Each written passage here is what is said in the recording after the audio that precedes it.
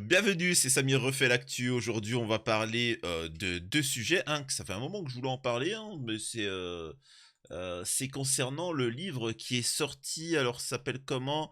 La France, tu l'aimes, mais tu la quittes.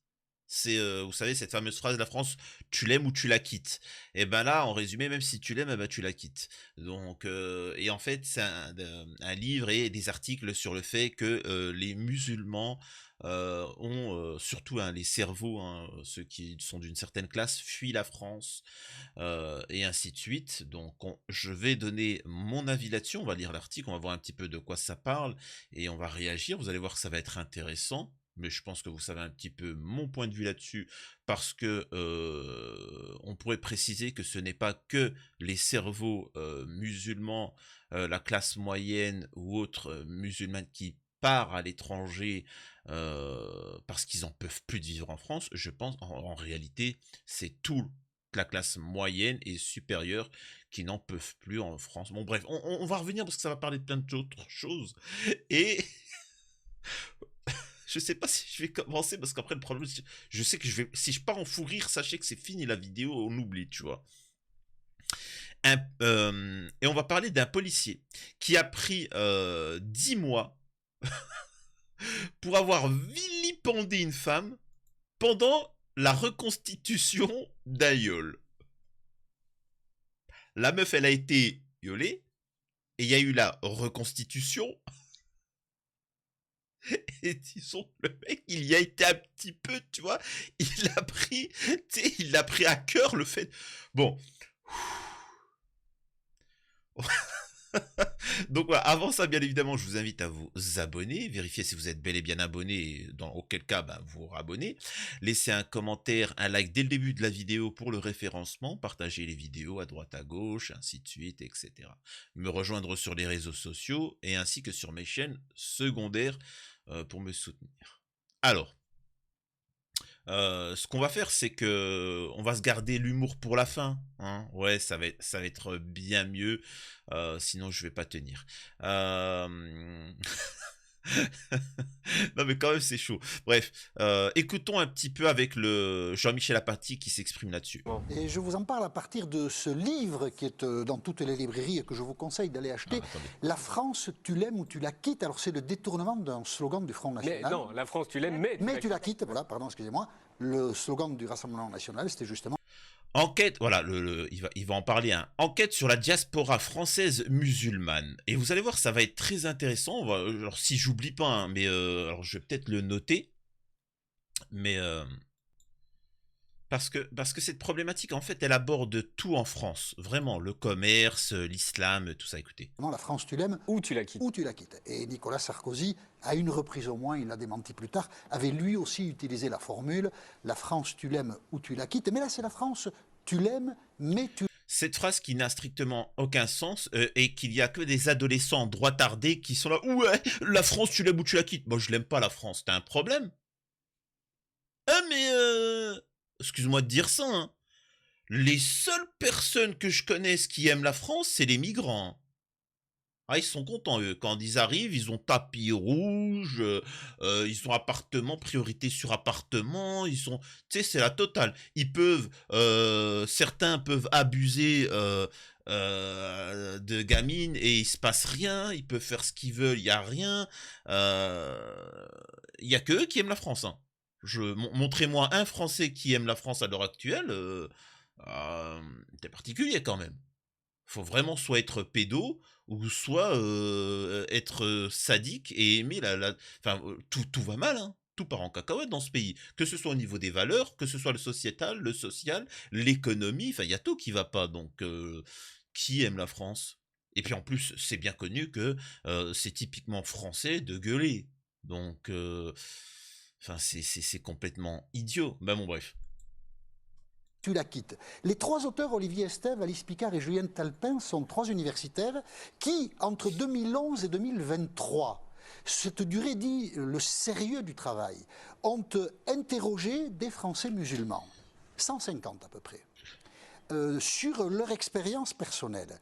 Les personnes interrogées ont des points communs, issus d'une famille musulmane, eux-mêmes nés en France, certains arrivés en France très tôt, 2 ans, 3 ans, tous ont un parcours scolaire exemplaire, diplômés, Ok.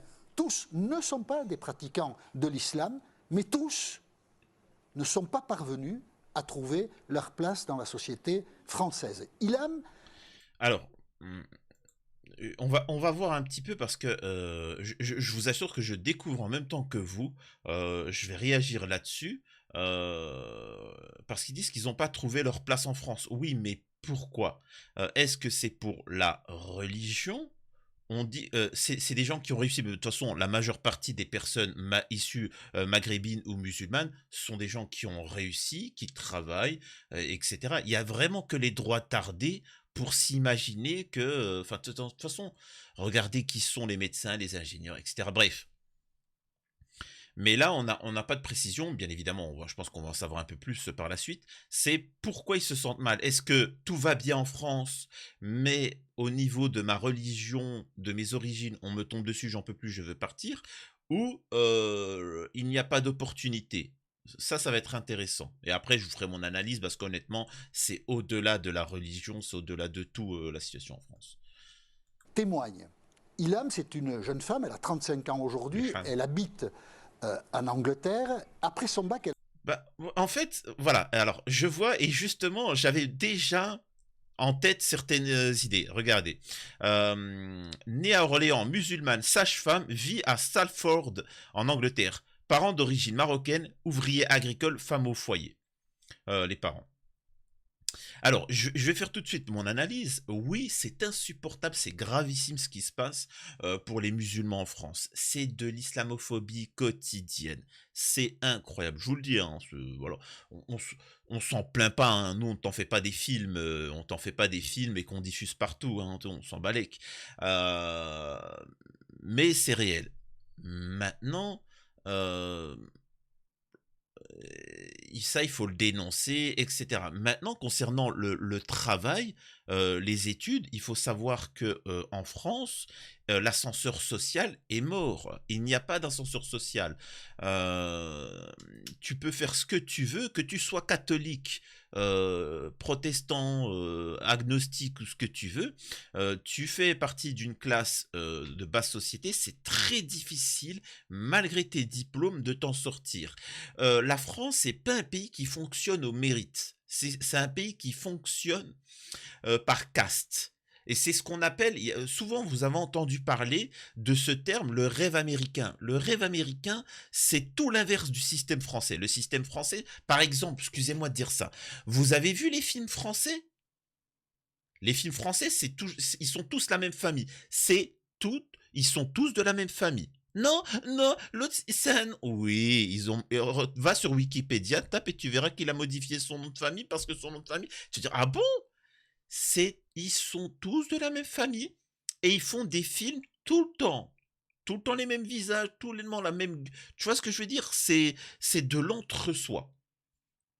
Aux États-Unis, c'est pas comme ça. Aux États-Unis, ce qu'on appelle le rêve américain, c'est justement quand tu vas là-bas et si tu travailles beaucoup ou tu as des compétences, eh ben tu vas quand même réussir à gravir les échelons. Et ça, tu peux le voir un petit peu plus. Alors, la France est vraiment le pays zéro de ça, hein. Ça me rappelle un ami, Jimmy, qui faisait maths, enfin des études en trucs maths, machin, etc. Et au bout d'un moment, il est parti travailler en Suisse. Et il travaillait pour pas grand chose. Bon, après, il a eu un bon poste parce que la Suisse, hein, c'est très bien payé.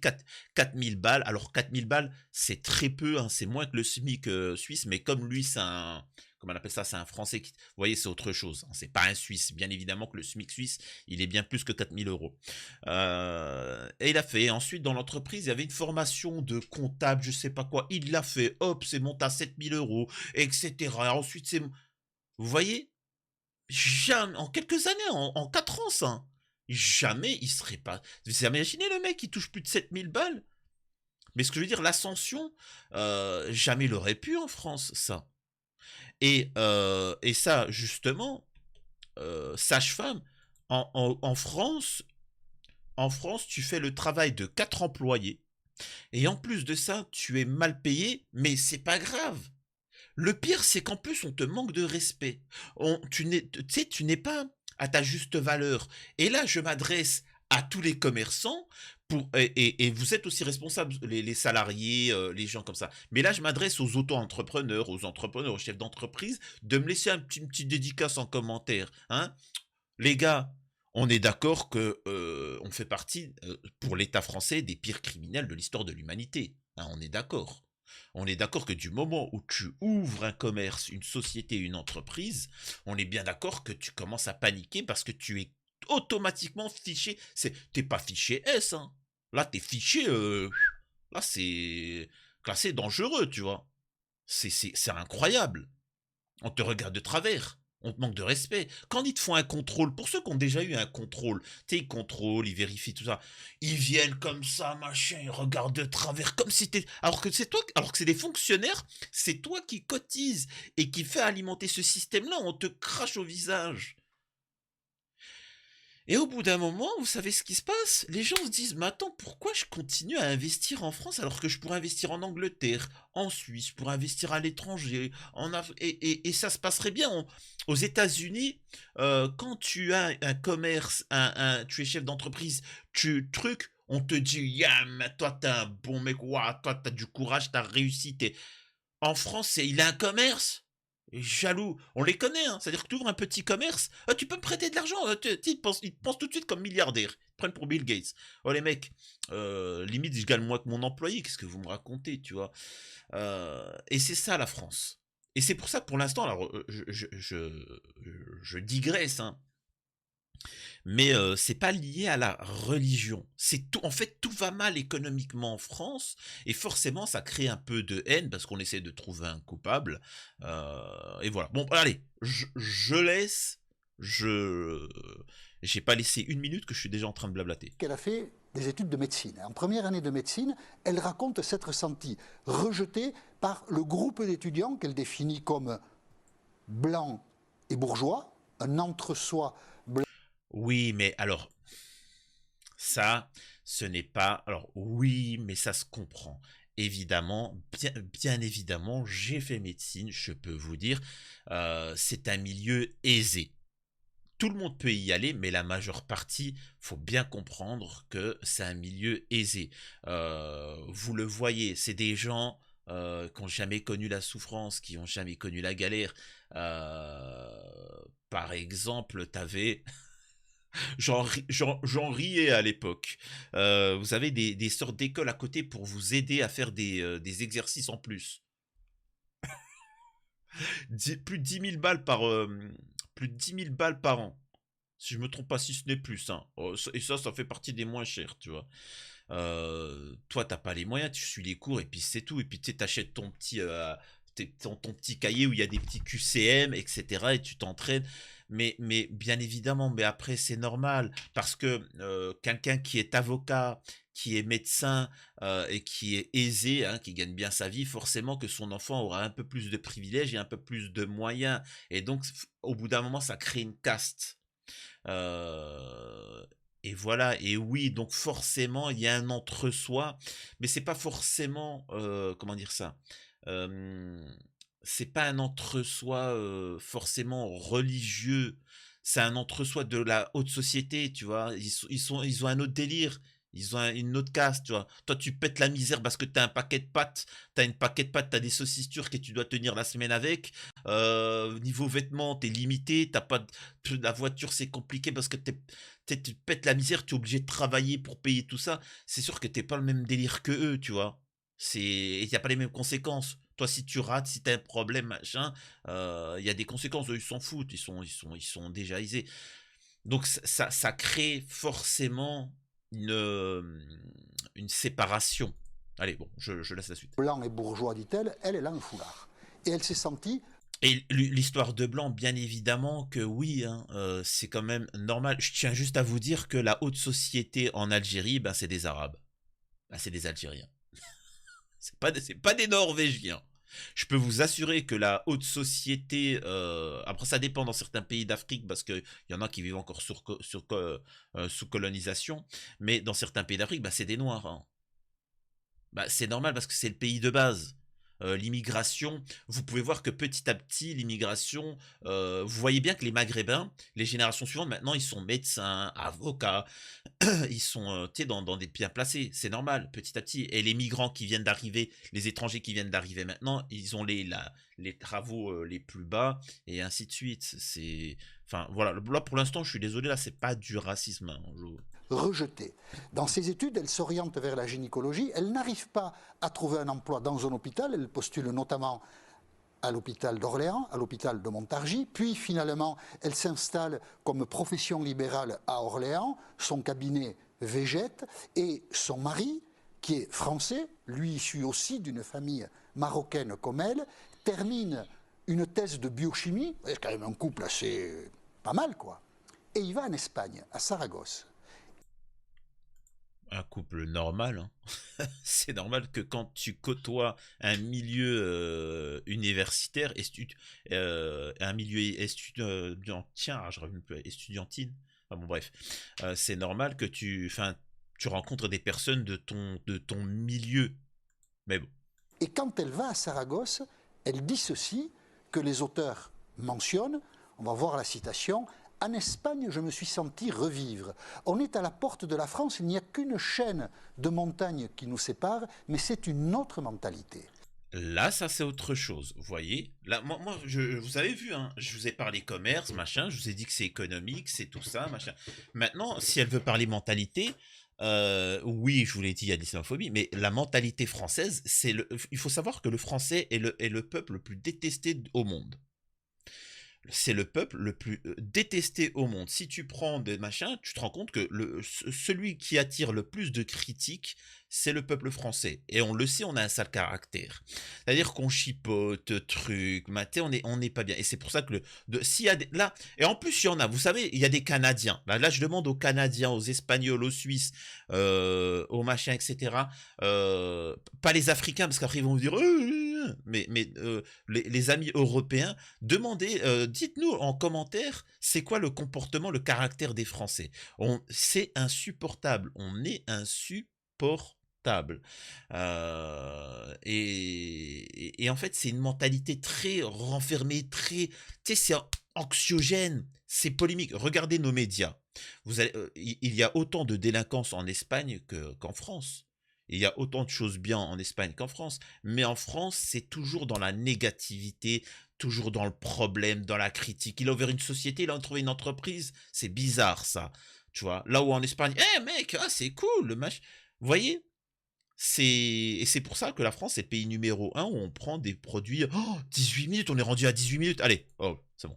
Et donc, cette Je expérience parle que trop, moi. raconte Ilham, d'autres dans ce livre la racontent aussi.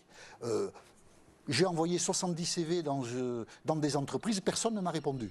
Je passe la frontière, au Luxembourg, je dépose 3 CV, j'ai 3 entretiens et j'ai un emploi. Voilà, ça c'est un témoignage de l'une des personnes interrogées. Et toutes racontent les mêmes scènes. En France, le prénom, le nom de famille sont visiblement des obstacles. Ça, c'est effectivement, il y a un problème en France, oui, il y a un problème de racisme, parce que la France fonctionne sur le paraître. C'est-à-dire qu'un chef d'entreprise en France, c'est-à-dire que après oui, il y a le racisme, mais il y a aussi après la caste, il y a le fait si tu sois une femme, etc. Mais oui, c'est-à-dire qu'il préférera que son entreprise tombe en ruine, ne soit pas rentable, etc. Mais il aura dégagé Mohamed et Fatima, alors que l'allemand, alors que je m'en fous, j'ai été au Jeunesse, machin. Malgré lui, il a une idéologie plus d'extrême droite. L'allemand, Gunther, il va dire: or que je m'en fiche, merci Mohamed de me rapporter beaucoup d'argent dans l'entreprise, tu es un bon salarié, je vais te mettre responsable principal. Mais derrière, dans le privé, c'est Mohamed, je le calcule pas. Mais dans son entreprise, il pense aux compétences. Dans le monde entier, c'est comme ça. En France, c'est pas comme ça, c'est à la gueule. Tu vois. Et d'ailleurs, il faut savoir aussi un truc, au-delà du racisme, etc., ce qu'il faut savoir, c'est que en France, pour que vous compreniez, malgré qu'on travaille beaucoup en France, pourquoi les Français sont pas motivés. C'est parce qu'en fait, il y a une injustice. C'est-à-dire que c'est celui qui fait le plus de lèche qui va avoir un meilleur poste. C'est moins visible ça à l'étranger. Et donc c'est pour ça qu'en France, on se dit, mais attends, moi je travaille 2 fois plus que l'autre et je suis pas récompensé. Bah tu sais quoi? Allez, allez, je lève le pied. Voilà, je fais le strict minimum. Obstacle, il n'existe pas en Espagne, il n'existe pas en Allemagne, il n'existe pas en Angleterre, il n'existe pas aux États-Unis. Et donc, tous ces gens-là partent. Les auteurs en concluent donc qu'il y a, le terme est très discuté en France, il est toujours employé avec des pincettes et il vaut mieux ne pas l'employer parce que vous attirez les foudres de beaucoup de gens. Les auteurs disent qu'il y a en France une islamophobie française. Stigmatisation de l'islam et des musulmans et ses conséquences concrètes, discrimination, microagression, violence verbale et physique. Oui, celui qui dit ça, bah après, de toute façon, c'est comme toujours, hein, tant que tu le vis pas, tu ne le sais pas, hein, euh, etc. Encore une fois, c'est pas grave. Faut bien que vous compreniez une chose. euh, Si on veut pas de toi, arrête de chercher à qu'on t'aime. Enfin, tu sais, on a l'impression d'une relation toxique. Ton mec qui te trompe, casse-toi.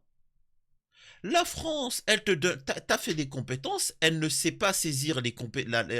Au-delà de ça, par exemple, ce n'étaient pas des musulmans, ceux qui avaient fait au niveau de certains médecins dans la recherche aux États-Unis et ainsi de suite. Par exemple, aux États-Unis, vous êtes au courant? Ah, je voulais vous parler d'une chose. Aux États-Unis, moi qui aime le cinéma, vous savez que le cinéma, aux États-Unis, c'est pas comme en France. En France, t'as un responsable, le réalisateur en chef, le réalisateur, il dirige tout.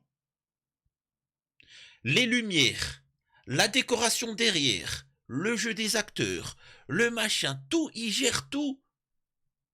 Là où le réalisateur aux États-Unis, c'est un chef d'orchestre, c'est-à-dire que il y a des sous-chefs, il y a le chef de la lumière qui va te mettre une couleur bien comme il faut en fonction du décor au fond, il y a le chef de la décoration, il y a plusieurs chefs qui travaillent ensemble.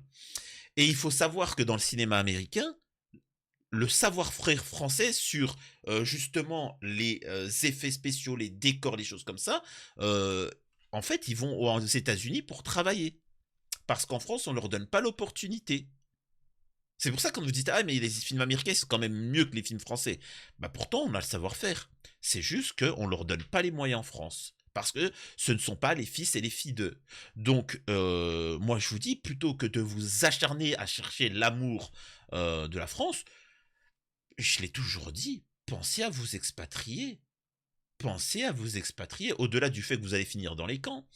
Mais, les gars, en Espagne, vous avez des appartements à quelques centaines de mètres de la mer pour 25 000 balles, les mecs. Et là-bas, t'as pas de taxe foncière comme en France, tu payes un loyer, hein. Partez au Portugal, partez en Angleterre, partez en Suisse, partez. Oh, mais les gars, ne vous acharnez pas. Je sais pas, vous insistez. Regardez enfin, surtout les infirmières, etc. Partez, partez. Pensez un peu à vous. Pourquoi? Alors, il y a des raisons profondes, c'est un vieux pays de racines chrétiennes, la France, donc la Pourquoi excuse-moi, mais la Suisse, la Belgique, ça c'est pas un bon argument. Non, non, c'est une mentalité particulière. Excuse-moi de dire ça, hein. présence sur le territoire français aujourd'hui de 7 millions de musulmans, de 2,5 millions de pratiquants de l'islam. Comment? Chrétienne, l'Espagne aussi. En Espagne aussi. Oui. C'est un pays qui a les mêmes traditions que nous. Mais là, on parle de la France et visiblement, c'est un problème en France. Il y a une difficulté à l'accepter. Les auteurs mentionnent aussi ce qui peut évidemment perturber la conscience collective, les attentats, 1900 sur une durée très longue, les attentats en France. Ouais, allez, 1995, Saint-Michel, 2015, Bataclan, Charlie Hebdo, Samuel Paty. C'est un choc encore. Faut arrêter, qu'on en parle de ce qu'ont vécu ah, c'est comme ça qu'est venu le. Mais arrêtez, quand j'étais petit, il y en avait, quand il y en avait des petits, ma prof, elle avait la haine, il y avait que des 19 ou des 20 en sciences, en physique, en SVT. Alors je sais plus comment ça s'appelle maintenant, etc. Chimie orga, enfin la haine. Je pouvais pas supporter, tu vois. Je pouvais pas supporter. C'était intolérable. Donc arrêtez, ça c'est des excuses bidons. Douloureux dans la mémoire collective, Samuel Paty puis Dominique Bernard, ces deux professeurs assassinés, et du coup on mélange tout.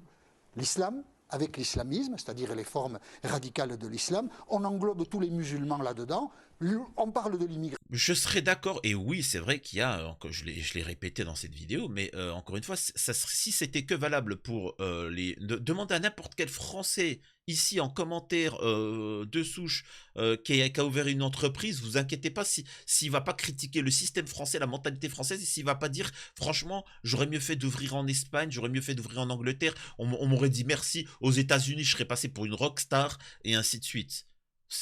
Regardez ce qu'ils ont fait maintenant les Français. Oh, par exemple, les boulangeries. Tu regardes en France, boulangerie, oh, on est d'accord que les boulangeries, elles ferment en France. Mais mec, mais va ouvrir ta boulangerie en Angleterre, va ouvrir ta boulangerie aux États-Unis, y a quelqu'un sur la chaîne, je regarde parce qu'il m'avait demandé par rapport à mon générique, et là, il a une petite, alors c'est plus pâtisserie, alors je sais pas quoi, mais au Japon, les gars, faites ça à l'étranger, tu verras du pays, tu seras reconnu à ta juste valeur, on va apprécier ton travail, là où en France, on te reconnaîtrait pas ton travail, on te critiquerait, on te ferait des histoires, et l'URSSAF qui te tomberait dessus. De l'insécurité, on fait un paquet général, et celui qui traduit le mieux Nico, je crois, Nicolas. l'islamophobie française, sans rien dissimuler de ses pensées, qui le dit depuis 15 ans, qui a obtenu grâce à ça des tribunes médiatiques importantes, puis qui s'est livré à la politique et qui a été candidat à l'élection présidentielle, c'est Éric Zemmour qui, en 4 mots, résume la situation. L'islam n'est pas compatible avec la France. L'islam n'est pas compatible avec la France. L'islam est compatible avec tout pays. Mais tu te contredis, la dernière fois, tu avais dit autre chose. La France est... attendez. Je vais éternuer.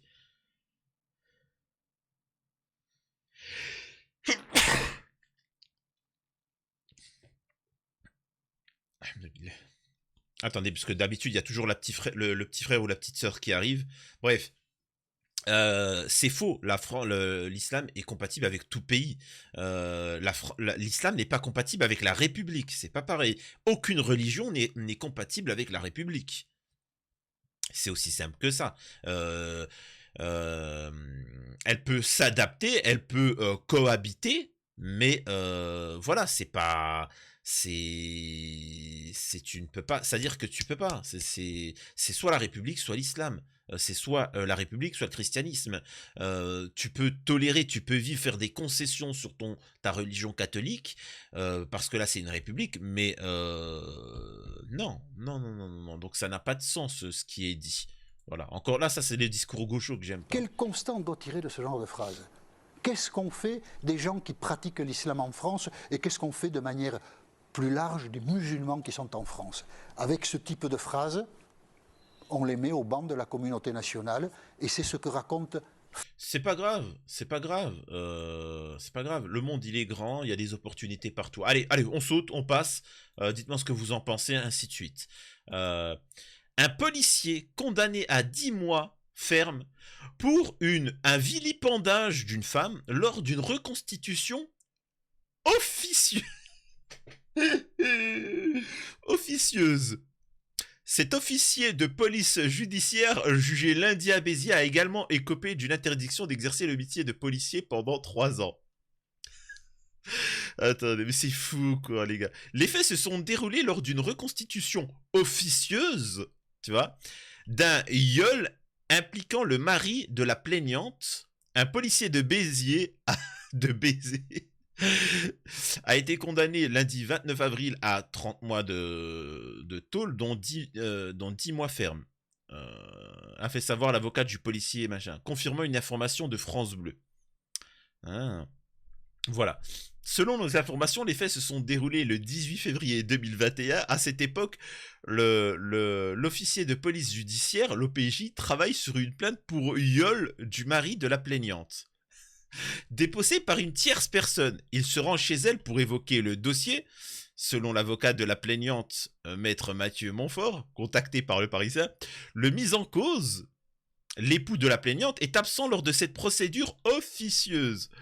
Le policier a profité de sa fonction d'OPJ. À son arrivée, il commence par lui montrer des pièces du dossier pour lui montrer que la plainte déposée contre son mari ne tient pas et propose une reconstitution, selon l'avocat. Selon le récit de la jeune femme, il lui demande de retirer son pantalon et de mettre plutôt un jogging, hein, pour qu'elle soit plus à l'aise.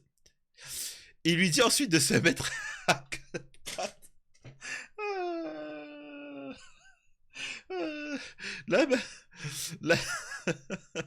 Alors, bah, est-ce que réellement déjà elle a été violée ou pas à la base? Le mec, il est venu.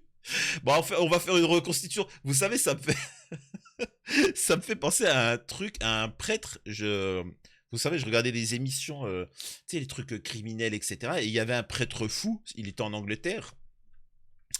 Et il y a un moment, il y a quelqu'un qui est venu se confesser et dire qu'il était mal, il était devenu SDF et puis qu'il avait subi des viols de la part de je sais plus qui, etc. Et le prêtre, il l'a accueilli, il lui a dit, tu sais, pour que tu guérisses, il faut combattre le mal par le mal.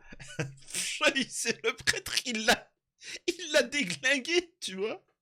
Mais c'est quoi ces fous là? Oh là là. Ça me fait penser au film, pour ceux qui connaissent, de Coluche, Inspecteur la bavure. Inspecteur la bavure avec la fameuse scène de la reconstitution, tu vois. Alors, il faut savoir que... ouais, il devait être comme ça, comment on appelle ça, l'OPJ, là.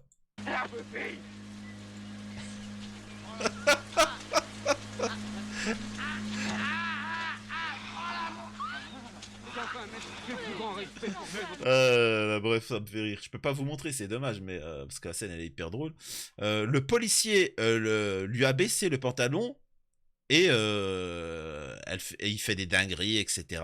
Une version niée par le policier qui a seulement reconnu c'est un peu astiqué, quoi. C'est pas une reconstitution officielle, c'est un stratagème pour pouvoir lui mettre la main dessus, avance l'avocat de la plaignante, estimant qu'il a profité de ses fonctions pour arriver à ses fins. Voilà, voilà, qui n'a jamais fait ça, hein? Non, nous tous, on a tous... Ah là là, c'est juste fou, quoi. Mais... apparemment, ouais, il y avait déjà eu des signalements faits contre ce policier. Il s'est enfermé dans un local pour prendre des photos d'elle, notamment de ses... Ah ouais, non, mais ouais, moi, c'est un ouf, le mec. C'est un ouf. Non, mais faites attention de ces gens-là. Je suis désolé, c'est gravissime ce qu'il a fait. Il faut... Voilà, et puis je trouve qu'il a pas pris assez. Mais c'est juste le culot, c'est sans aucune gêne. Incroyable. Ce qui permet de comprendre aussi pourquoi certains sont laxistes concernant les viols, les actes pédos. Bah forcément, quand tu es entouré de gens de ce niveau-là, bah forcément qu'ils vont pas prendre ta plainte au sérieux et ainsi de suite. Voilà. Incroyable. En tout cas, voilà. Je vais pas continuer parce que je sens que voilà, ça fait déjà 33 minutes. Ça va me pas, je vais partir en fou rire, ça va pas aller.